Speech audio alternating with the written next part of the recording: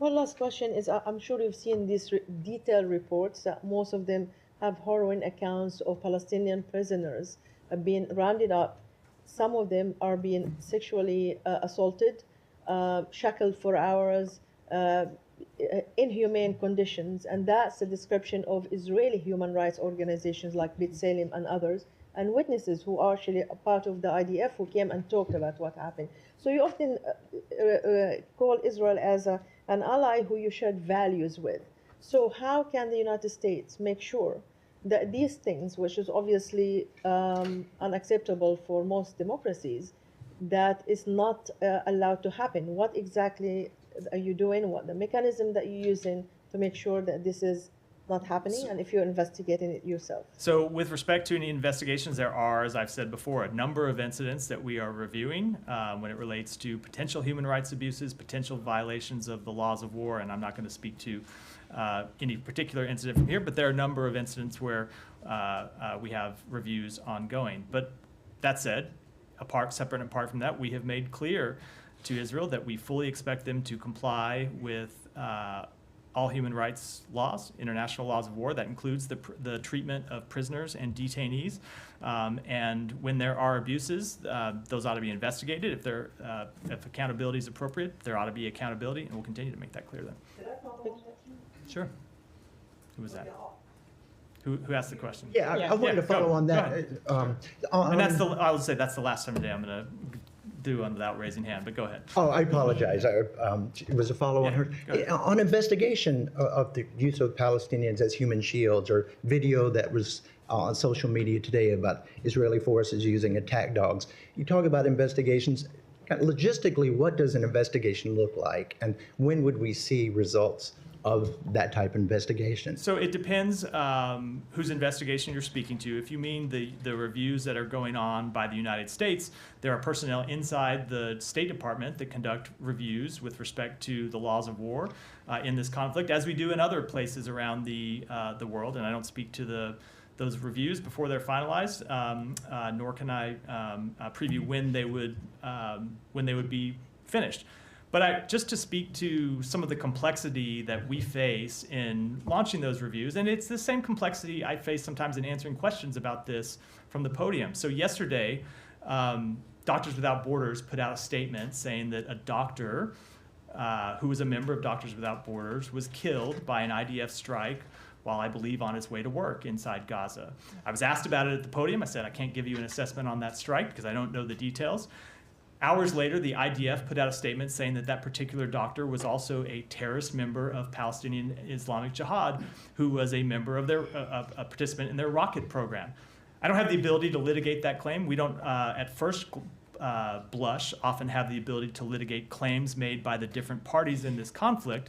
And so I know sometimes when I'm asked to pronounce judgment, it's frustrating that we can't do it. But the incident yesterday is the exact situation why oftentimes in the middle of a conflict, it is difficult to draw definitive conclusions when there is conflicting information that we all face. So I will say, as it pertains to our reviews, we collect information from all the relevant parties. As we said when we released a report on this matter some time ago, we have open inquiries to the government of Israel asking for information about these specific incidents, and we'll continue, those reviews will continue. Sorry, on this, though, do you have any reason to believe that the IDF claim is more credible than the MSF claim? So both things can be true. What MSF claimed was that he was a doctor who was a member of MSF. Okay. What Israel claimed is that that's wrong? No, I'm not saying that's wrong. What Israel claimed is that he was a doctor who was a member of MSF who was also a terrorist involved in Palestinian Islamic Jihad's rocket program. My point is, neither of those are United States verified information. Right, so when I get asked about the IDF claim, but he was a doctor and he was also involved in Hamas's missile program, rocket program. Rocket program. Yeah. Yeah. How? I don't know that, but that goes that goes to my. Did the IDF tell you? They put out a statement on this. This goes to my exact point that you see claims made by various parties on the ground, and then oftentimes you see conflicting claims made by the IDF. We will reach out to our Israeli partners about. We will reach out to our Israeli partners for more information about these, but oftentimes when I'm asked for definitive conclusions about the specifics of a strike, we are operating on incomplete information. And that's why, as frustrating as it is why I can't Well, offer a there definitive are conclusion plenty about of any one instances strike. in history where physicians have been, also criminals of some kind. That's my, yeah. But you're just saying, well, MSF, which is a respectable organization, IDF, a respectable organization, but they have completely different views. So you guys need to come in and in the middle and decide what, And that's, don't you? that is what we do with respect to the ongoing assessments. That's the point I was making, 2 points I was making. One, with respect to ongoing assessments, when you look at that information environment, sometimes that's why it takes time to reach a definitive conclusion, because things aren't as simple as they appear at first blush, right? I get a question about it. Yeah, hold on. I get a question about it yesterday. No, I it could be as simple as they were at first blush. You just don't. Exactly right, and you don't know.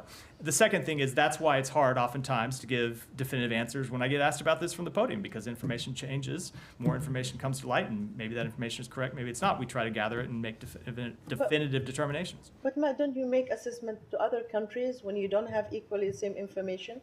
Whether it's Iran, whether it is China, whether even an ally, Russia or Ukraine or others. So is it just with Israel that you're always unable to make that conclusive results, or is it just because you don't have the information? So first of all, I would say there are times when it is quite obvious what happened, and we do make specific determinations very quickly. So look at the World Central Kitchen strike, where it's quite obvious within a few hours, within certainly the first 24 hours, what happened and that it was a mistaken strike, and we spoke to that exactly. Other times, it is less clear. So that's the first thing. But then I would say, with respect to Israel, as with any other country, we make determinations based on the information that's available to us. We reach out, in this case, to NGOs and others who are on the ground, and we reach out to the government of Israel when trying to make assessments about individual strikes before making any definitive conclusions. But you do accept at least what both sides agree on, that this person was a